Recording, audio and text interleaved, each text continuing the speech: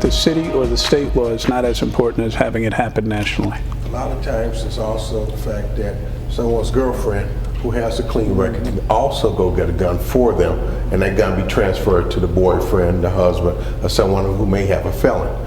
So a lot of the guns that may be coming in may not, as the superintendent mentioned, may not be in their names of the actual person who ends up with the gun. Now, Cook County Board President Tony Preckwinkle wants to institute a tax on guns and on ammunition. How much would you pay for a bullet? How much would it take to stop somebody or maybe make them aim more closely? I think on that one, really, the good citizens, that's going to affect them more. The persons who want a bullet, who wants a gun, they still going to pay whatever it needs to get it, and they're still going to have access to that. The good citizens, they may break in someone's home, steal the ammunition, steal the African gun, the weapon, and then ends up being transferred to the street. So taxing, that's just not a tax on the good citizens. And yes, Minister. Areas we have to look in also. You know, sometimes we have to get to the root of the problems, and I'm on the street a lot myself. And what I've been hearing from the people on the street is another way that guns are distributed in our community is through these liquor store owners and gas station owners.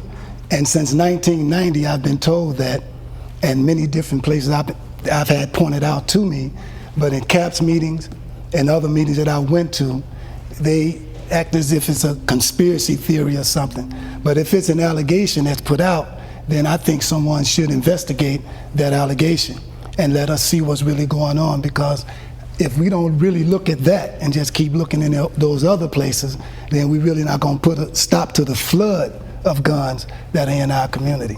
It's not just guns, it's a flood. And when it's a flood, that means there's a real problem. And if we continue to just bail water, if you have a flood in your basement and you just continue to bail out the water, you're not going to get to the source of the problem. You got to get to the source of the problem first, and then you bail out the water after you plug that leak. And so that's what we're not doing. Nobody's looking at those people. So something is making these kids pick up these guns, look for these guns, find these guns, and use these guns. Because a lot of people have a gun and don't go out and shoot somebody with it. Something else is at the root of this: anger, unemployment, boredom. What do you see as the biggest factor here that's driving this animosity, this almost self-hatred in our neighborhoods? Yeah, well, I Dr. think Williams? you raise a very important issue, and I think historically you have to look at how we got to this particular point. I think personally, from my research, it appears that two major public policies have driven the disorganization, the hopelessness, the fear in the community, because the question is, why do people feel that they need guns? Well, a lot of people in our communities feel unsafe, but I think two major public policies. One, the CHA Plan for Transformation has contributed massively to the destabilization primarily of African American communities on the south side and the west sides of the city of Chicago. So it has undermined the fabric of these communities. That's one.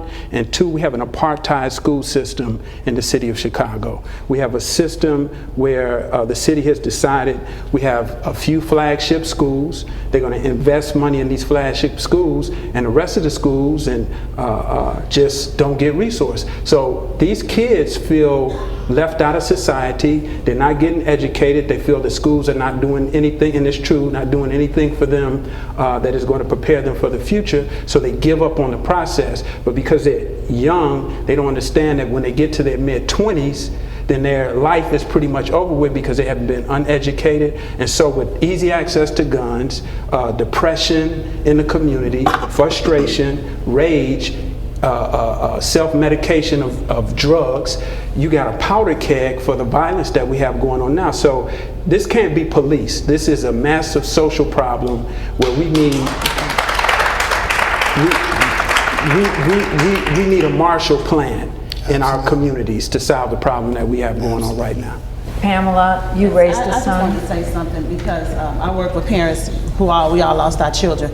The majority of our cases are unsolved because over 70% of the cases are unsolved. And I do agree that snitch plays a big role, but we have some parents that don't have detectives. We go onto the streets all the time, passing out flyers trying to get our cases solved, and we don't have nobody to turn around and give our cases to. So I know that the police department always talk about putting more police on the streets, but we need more detectives in the background to get the murderers off the streets. That means you got 70% of the murders still on the streets. They out there killing our kids because if you do it once, you'll do it again. So we have to work with snitch, and we have to work with, when we get people, like my case, I had somebody call me twice to tell me who murdered my son, give me information.